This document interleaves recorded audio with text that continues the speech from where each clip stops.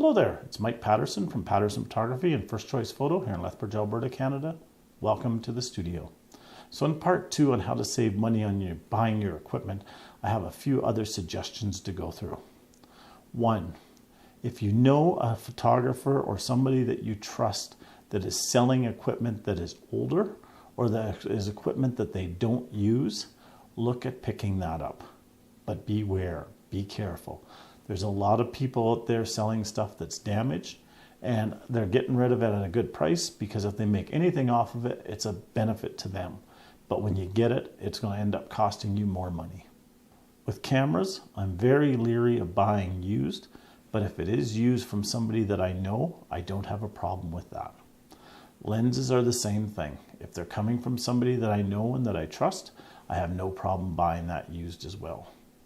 Sometimes, though, it's not worth it to buy used.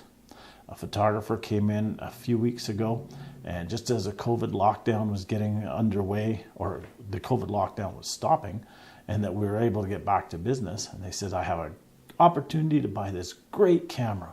It's an excellent price. When it was new, it was $4,000. The guy only wants $800 for it. Should I do it? I looked at it, and it was a great deal. The problem was the camera was 4 generations old. What they wanted to do with the camera would not work. So I told them, stay away, stay back, don't do it. Well, it just so happens that they went out and they purchased a new camera that's a new generation and they're more than happy with it. So be careful if you're buying used because sometimes used is not as good a deal as we think it is. Now, for programs for your computer.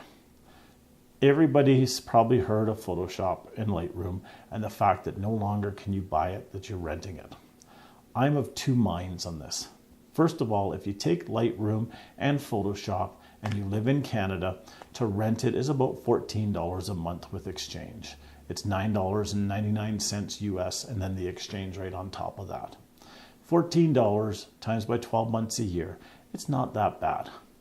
We used to go and buy every year or 2 a new version of Photoshop, which would cost $1,000 or $1,500. So really, it's not that big of a deal to rent it. It is a big deal if you don't need it. There are many programs out there that do what Photoshop will do. There are many programs out there that will do what Lightroom does. If you don't need it, if it's not a requirement right now, you're probably better not to start renting that version or that program now when you can put it off for a little while. I use a few different programs. I love them. I have no need for Lightroom. I still use Photoshop. It's an older version. I love it. It does exactly what I want it to do. I've tried the new version and it works fine, and maybe someday I'll update to it, but I really don't need it. So before you go overboard and buying equipment, before you start going out there and maxing out your credit cards or maxing out your parents' credit cards or your girlfriend's or your boyfriend's credit cards, let's look into some things like renting, and let's look at holding off purchasing a few things. In part 3, I want to go through a few things about how to save even more, and that will be renting or buying stuff that will do multi-purpose things. Take care and have a wonderful day.